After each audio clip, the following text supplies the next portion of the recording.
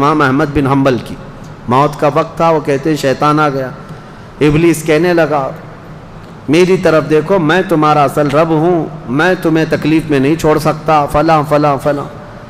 کہتے ہیں میں عجیب کشمکش میں تھا کہ اس کے ہاتھ سے پانی لے لوں، مجھے مصیبت میں اس حالت میں یہ مدد کے لیے آئے، کیا کروں کیا کروں۔ گمراہی نزع کے وقت بڑے بڑے لوگوں کا ایمان چلا جاتا ہے۔ امام احمد بن حنبل کہتے ہیں بچنا تو چاہ رہا تھا لیکن میری طاقت نہیں تھی کہ اس کو بھگاؤں کسی طرح۔ اچانک ایک خوبصورت نوجوان آیا سفید لباس میں، آتے ہی اس نے گھونسے مارنا شروع کیا ابلیس کو، اور ابلیس اتنی تیز بھاگا کہ پیٹ پھیر کر بھاگتا چلا گیا۔ امام احمد بن حنبل کہتے ہیں میں اس نوجوان سے پوچھا کہ تو مجھے ابلیس سے بچا دیا اس وقت نزع کے وقت میں، تو کون ہے؟ اس نوجوان نے کہا میں سورہ یاسین ہوں جس کی تم روزانہ تلاوت کرتے ہو، تم روزانہ جو مجھ کو تلاوت کرتے ہو میں وہ سورہ یاسین ہوں۔ نزع کے وقت سورہ یاسین ایمان کی حفاظت کرے گا، یہاں تک کہ قیامت کے دن اپنے پڑھنے والے کی یہ سفارش کرے گا اللہ کی بارگاہ میں کہ اللہ یہ مجھے تلاوت کرتا تھا، اس کی بخشش فرما دے۔ اور ایک حدیث یہ بھی ہے جس نے صبح کے وقت دن کے شروع کے وقت میں سورہ یاسین پڑھ لیا، حضور صلی اللہ علیہ وسلم فرماتے ہیں اللہ تعالیٰ اس کو دنیاوی بلاؤں سے آفتوں سے محفوظ فرما دے، وہ دن اس کا محفوظ ہو گیا۔ عادت یہ ڈالو فجر کے بعد سورہ یاسین شریف کی تلاوت ہو جائے۔ سورہ یاسین میں بہت اہم پیغامات ہیں، اللہ کریم نے نظام کائنات اس میں بیان کیا ہے، انبیاء کرام کے معاملات بیان کیے، اور اس کے بعد یہ قیامت کا منظر بھی اللہ نے فرمایا، جنتیوں کا بھی حال، دوزخیوں کا حال بھی بیان کیا۔ اولئک اصحاب الجنتی، یعنی جنت والے جو ہیں ان کانت الا صیحۃ واحدۃ فاذا هم خامدون، یہاں سے اللہ تبارک و تعالیٰ نے ان لوگوں کا بھی ذکر فرمایا جن کے پاس رسول آئے اور انہوں نے جھٹلا دیا۔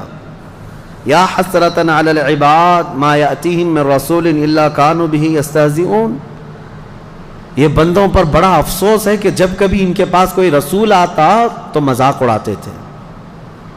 اور اللہ تعالیٰ فرماتا ہے وَكَمْ أَهْلَكْنَا قَبْلَهُمْ مِنَ الْقُرُونِ، حضرت سارہ اور حضرت ہاجرہ میں دونوں تو حضرت ابراہیم علیہ السلام کی بیویاں تھیں، لیکن جب حضرت ہاجرہ کو بیٹا ہو گیا اور حضرت سارہ کو نہیں ہوا، انسانی فطرت کا تقاضا ہے کچھ نہ کچھ باتیں دل میں آ جاتی ہیں، تو اللہ کا حکم ہوا اے ابراہیم تم اپنی بیوی ہاجرہ اور اپنے بیٹے اسماعیل کو لے اور مکہ مکرمہ چلے جاؤ۔ مکہ میں کوئی آبادی نہیں تھی، یہ حضرت ابراہیم علیہ السلام فلسطین میں رہتے تھے، اس وقت مصر تھا۔ جب مکہ مکرمہ میں آئے، خانہ کعبہ کے قریب حضرت ہاجرہ حضرت اسماعیل کو چھوڑ دیا، کچھ زیادہ راہ جو ساتھ میں تھا وہ کھانا توشہ دے دیا اور کہا مجھے اللہ کا حکم ہے میں جا رہا ہوں۔ واپس چلے گئے اپنی بیوی اور چھوٹے 6 مہینے کے بچے کو۔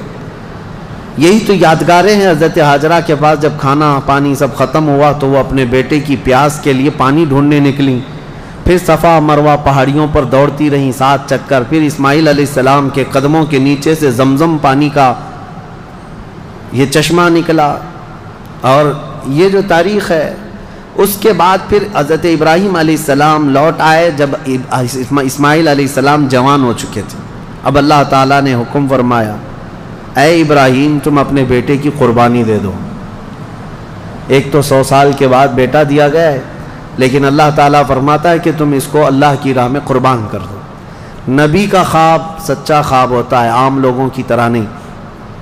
اسماعیل علیہ السلام کو انہوں نے بلایا، وہ پورا واقعہ اللہ نے اس میں ذکر فرمایا۔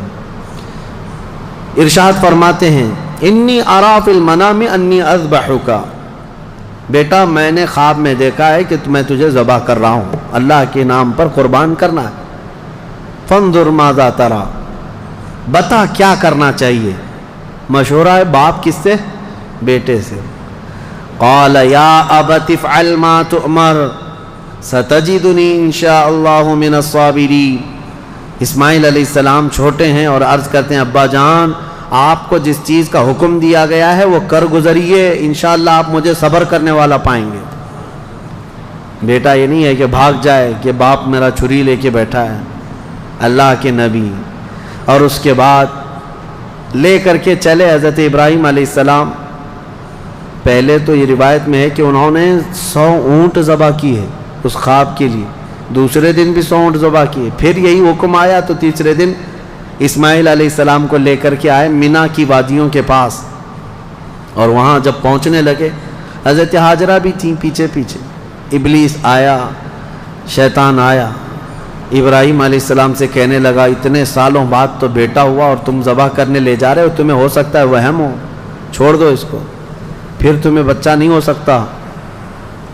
تب حضرت ابراہیم علیہ السلام نے زمین سے 7 کنکریاں اٹھائی اور اس کو دے مارا اور کہا یہ اللہ کا حکم ہے، اللہ کا حکم ہے، اور میرے رب تبارک تعالیٰ کے حکم کے آگے میں کسی کے لیے کوئی رعایت نہیں رکھتا. وہ حضرت ہاجرہ کو بہکایا کہ تمہارے بیٹے کو تمہارے شوہر ذبح کرنے لے جا رہے ہیں. حضرت ہاجرہ نے کہا مجھے معلوم ہے وہ اللہ کے حکم سے کر رہے ہیں، اور اگر اللہ کا حکم ہے تو ایسے 100 بیٹے اسماعیل بھی ملے میں سب قربان کروں گی. ماں بھی تھی، انہوں نے بھی کنکریاں ماری ابلیس کو. آخری حضرت اسماعیل علیہ السلام کے پاس آیا، کہا تجھے پتہ ہے تیرے باپ کیسے تجھے کاٹیں گے، کیسے ذبح کریں گے؟ حضرت اسماعیل علیہ السلام نے کہا ابلیس، کنکریاں ماری اور کہا میرے باپ عام آدمی نہیں، اللہ کے نبی ہیں، وہ جو کرتے ہیں وہ اپنی مرضی سے نہیں اللہ کے حکم سے کرتے ہیں.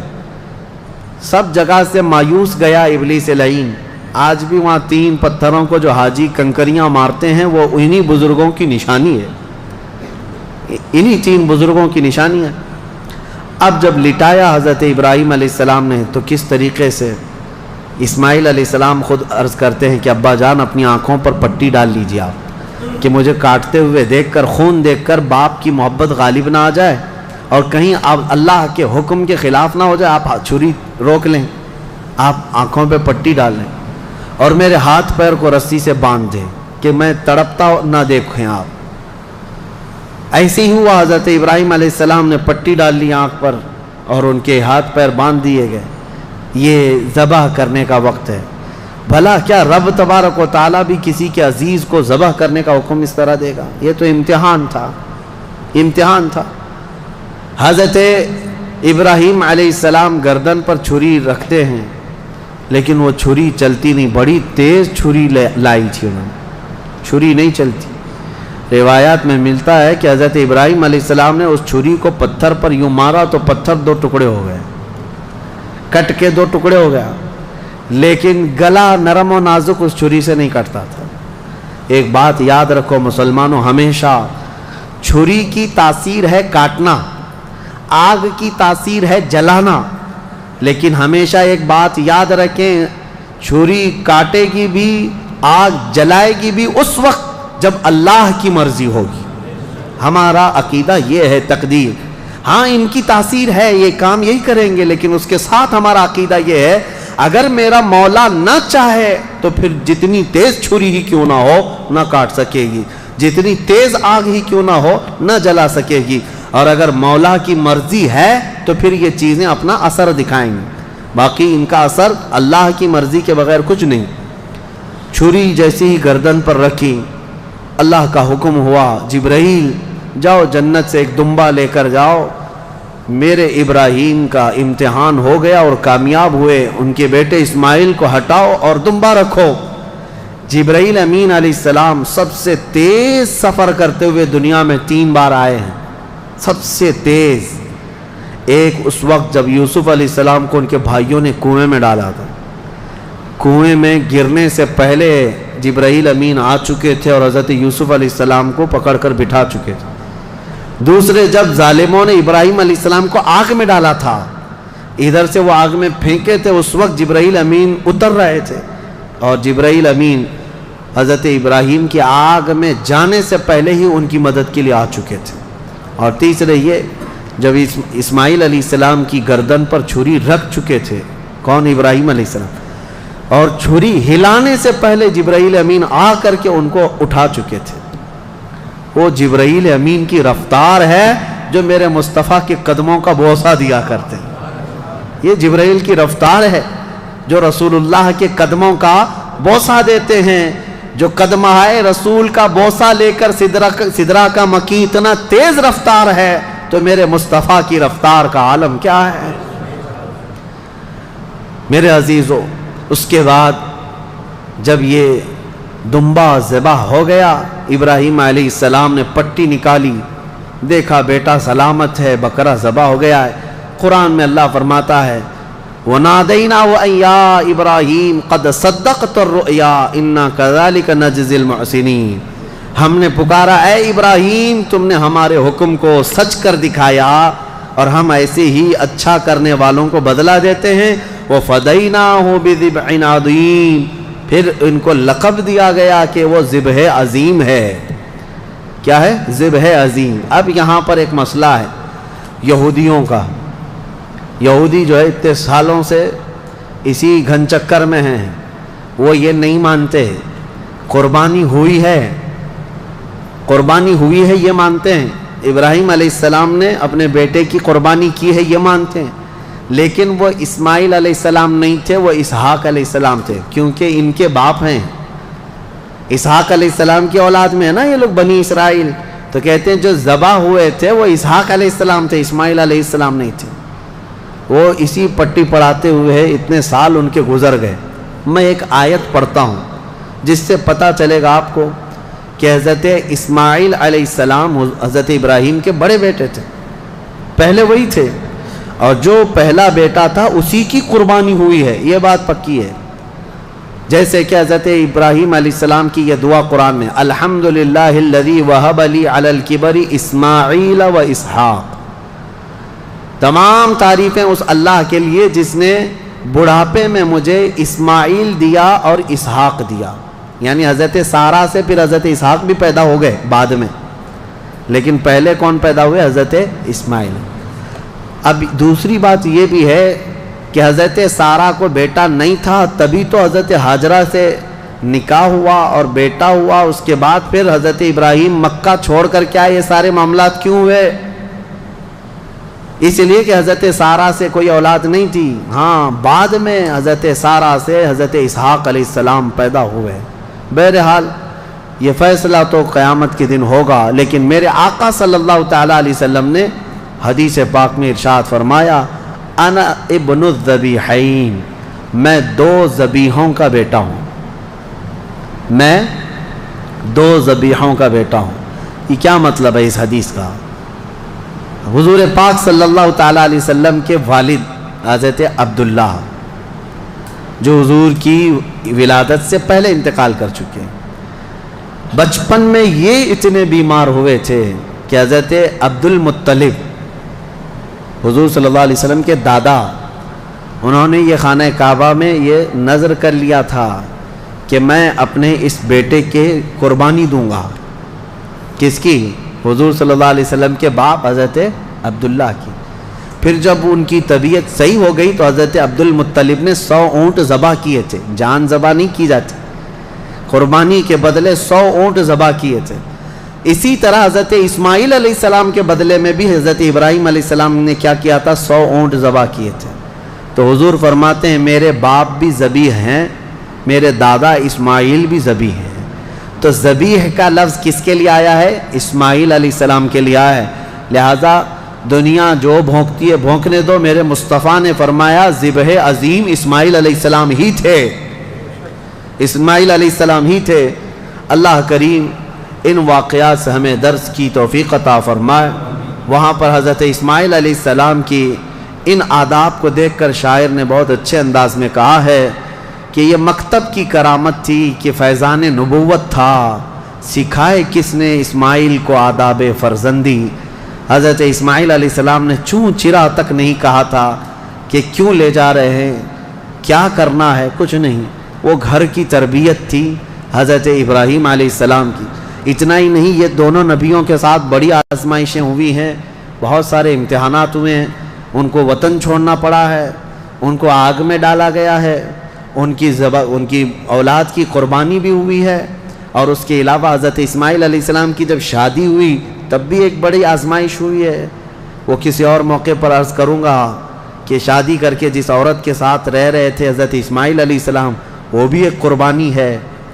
ابھی اس ٹاپک سے ریلیٹڈ نہیں ہے، انشاءاللہ العزیز پھر کبھی عرض کرتا ہوں، لیکن ان دونوں نبیوں کی زندگیاں بڑی قربانیوں سے گزری ہیں، بڑی قربانیوں سے، لیکن ہر چیز میں یہ ثابت قدم رہے۔ سورہ صاد آج ہم نے جو تلاوت کیا اس میں مختصر سی بات رہ جائے گی، ورنہ تفسیر میں کیونکہ بہت ہی مشہور و معروف واقعہ حضرت سیدنا ایوب علیہ السلام کا اس میں بیان کیا گیا ہے۔ حضرت ایوب علیہ السلام کا نام بہت سارے لوگ اس طرح لیتے ہیں، حضرت صبر ایوب، کیونکہ صبر کا لفظ جو ہے حضرت ایوب علیہ السلام کے ساتھ ایسا جڑا ہوا ہے کہ سب سے زیادہ صبر کرنے والوں میں ان کا نام آتا ہے، لیکن میرے مصطفیٰ کریم صلی اللہ علیہ وسلم سے زیادہ نہیں، یعنی ہر از اخلاق میں میرے آقا صلی اللہ تعالیٰ علیہ وسلم کی برتری ثابت ہے۔ حضرت ایوب علیہ السلام کی آزمائش ہوئی تھی، ان کی بیویاں بھی بہت تھیں، بچے بھی بہت تھے، مال بھی بہت تھا، وہ ہمیشہ عبادت میں رہتے تھے۔ اللہ تعالیٰ نے ایک بار آندھیوں کے ذریعے سے ان کے باغیچے ختم فرما دیے، ان کے جانور ختم ہو گئے، ان کی بیویاں ایک کے بعد دیگر مر گئیں، انتقال کی، اور ان کی اولاد بھی دھیرے دھیرے سب انتقال کر گئے، اور اس کے بعد وہ خود بیمار ہوئے، اتنے بیمار کہ ان کے جسم کے گوشت کے حصے کٹ کے گرتے تھے، بستر پر سو جائیں تو چمڑی بستر پر لگ جاتی تھی۔ اور اس کے بعد ایک بیوی ان کی بی بی رحمت، حضرت جمیلہ بھی ان کو کہا گیا بی بی رحمت، ان کے علاوہ کوئی ساتھ میں نہ تھا۔ وہ وقت بھی آیا جب ان کی زبان بھی کٹ گئی تھی جس سے وہ ذکر کرتے تھے، زبان کٹ گئی حضرت ایوب علیہ السلام کی۔ تب انہوں نے ایک عرض کیا تھا اللہ کی بارگاہ میں، ربی انی مسنی الضر وانت ارحم الراحمین، یہ ایوب علیہ السلام کی دعا ہے، اے اللہ مجھے تکلیف پہنچی ہے لیکن تو ارحم الراحمین ہے۔ اللہ فرماتا ہے اس کے بعد ہوا کیا سنو، ایک اور چیز ہوئی تھی، حضرت بی بی رحمت بازار گئی تھیں، علاج ڈھونڈتے ہی رہتی تھی روزانہ، وہ بڑی وفادار خاتون تھی، وفا شعار اپنے شوہر کی۔ بازار میں ایک حکیم صاحب دوا بیچ رہے تھے، میرے پاس ہر بیماری کی دوا ہے، یہ چلی گئیں، کہا کہ میرے شوہر ایسے ایسے بیمار ہیں، ان کی تکلیف فلاں ہے۔ وہ حکیم صاحب نے کہا میں تو چٹکی میں حل کر دوں گا، آسانی سے تمہارے شوہر صحیح ہو جائیں گے۔ کہا کیا کرنا ہوگا؟ کہا صحیح ہو جانے کے بعد مجھے ایک سجدہ کرنا ہوگا، اور کچھ بھی نہیں۔ وہ ابلیس لعین تھا۔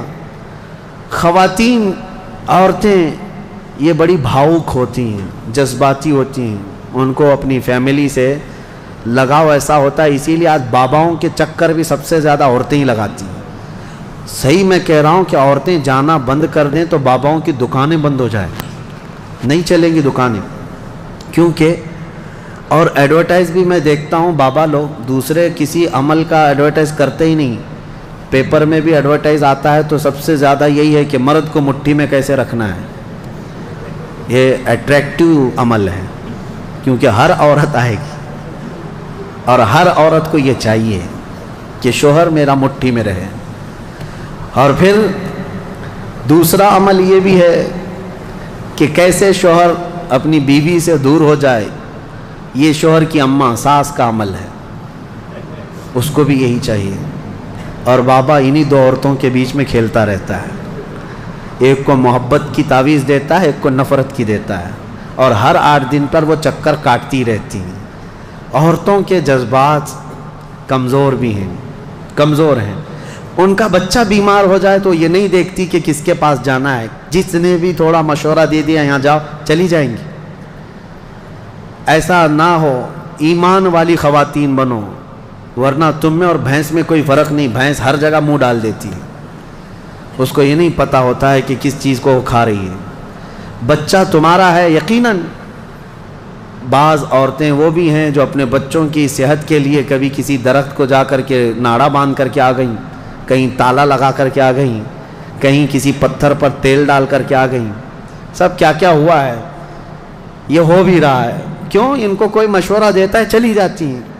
ایمان مضبوط رکھو، اللہ ہی شفا دینے والا ہے، اور جائز طریقے سے، حلال طریقے سے اگر کوئی چیز ملتی ہے تو بالکل علاج کرو، بالکل علاج کرو، ہم یہ نہیں کہتے، لیکن یہ نہیں کہ کسی نے مشورہ دے دیا تو اپنے بیٹے کو گائے کا پیشاب بھی پلا دیا، پیٹ درد صحیح ہو جاتا ہے تو آج وہ کنیا بابا کا پیشاب تو بکتا ہی رہتا ہے، تو بہت سارے لوگ اس میں بھی پریشان ہیں۔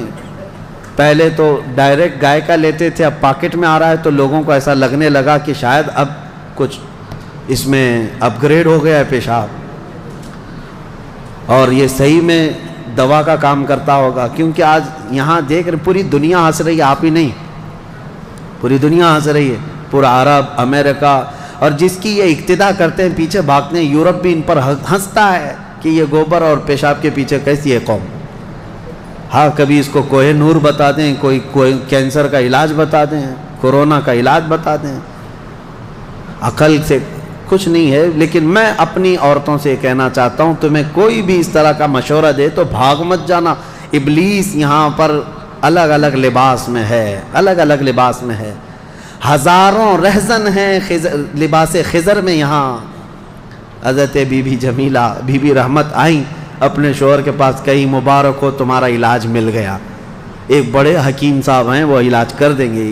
حضرت ایوب علیہ السلام نے کہا ہمارے پاس اجرت دینے کے لیے تو کچھ ہے نہیں، کیا دیں گے؟ کہا کچھ نہیں دینا ہے، آپ صحیح ہو جائیں گے تو ان کو ایک سجدہ کرنا ہے۔ وہ حضرت ایوب علیہ السلام جلال میں آئے، بیماری کا عالم میں، کہا قسم خدا کی اگر میں صحیح ہو گیا تو تجھے 100 کوڑے ماروں گا، اس لیے کہ تو ابلیس کے پاس گئی تھی، حکیم کے پاس نہیں۔ انہوں نے قسم کھا لیا، اللہ کی قسم میں 100 کوڑے ماروں گا تجھے، اپنی بیوی کو۔ انہوں نے توبہ کر لیا، اپنی بیوی، ان کی بیوی نے کہا مجھ سے غلطی ہو گئی، میں بھول گئی، آپ کی محبت میں دوڑی، یقیناً وہ ابلیس تھا۔ پھر اللہ فرماتا ہے ہم نے ایوب کی دعا سن لی اور کہا ارکض برجلک ھذا، اپنا پیر زمین پر مارو اے ایوب۔ انہوں نے پیر زمین پر مارا تو وہاں سے ایک نالا، ایک چشمہ جاری ہو گیا پانی کا۔ اللہ نے فرمایا اس میں نہا لو، اس پانی سے۔ حکم ہوا تو جیسے ہی انہوں نے اس پانی میں غسل کیا ان کی ساری بیماری ختم ہو گئی۔ اور پھر ان کو حکم ہوا دوسرا پیر زمین پر مارو۔ صحت یابی کے ساتھ جب انہوں نے دوسرا پیر زمین پر مارا، اللہ نے ان کے جتنی اولاد، ان کی اہل و عیال جو بھی ختم ہوا تھا سب کو دوبارہ زندہ فرمایا، سب کو واپس لوٹایا۔ تم امتحان میں کامیاب ہو۔ آج کے پارے میں ہم نے امتحانات ہی پڑھا ہے، اس کے بعد پوری نعمتیں، بلکہ اللہ فرماتا ہے جتنا ان کے پاس تھا مثلہم، اتنا ہی ہم نے اور ان کو بڑھا کر کے دیا، سب اپنی جگہ پر۔ لیکن ایوب علیہ السلام اپنی قسم کے لیے بیٹھے تھے تیار کہ 100 کوڑے تو مارنا ہے ابھی، حالانکہ اتنی وفادار خاتون کے سب دور ہو گئے تھے لیکن بیوی دور نہیں ہوئی۔ لیکن اللہ کا حکم اپنی جگہ پر، وہ نبی ہیں، عام لوگوں کی طرح نہیں کہ تمہاری طرح صبح سے شام تک ماں کی قسم باپ کی قسم کرتے رہے۔ اللہ کے نبی کی زبان سے نکلی ہوئے الفاظ ہیں، ان کے جھوٹ کا شائبہ بھی نہیں ہوتا۔ لیکن رب ذوالجلال کو رحم آیا، کہا میرے بندے کی بیوی اتنی خدمت کرتی رہی، اب اس کو 100 کوڑے مارے گا تو یہ مر جائے گی۔ اللہ نے فرمایا جبرائیل کو جائے، جبرائیل جاؤ ایک جھاڑو لے جاؤ، جنت سے ایک جھاڑو لے جاؤ جس میں 100 کاڑیاں ہیں، 100 کاڑیاں، اور دے دو ایوب کو اور کہو اس سے ایک بار اپنی بیوی کو مارے، اس کی قسم پوری ہو جائے۔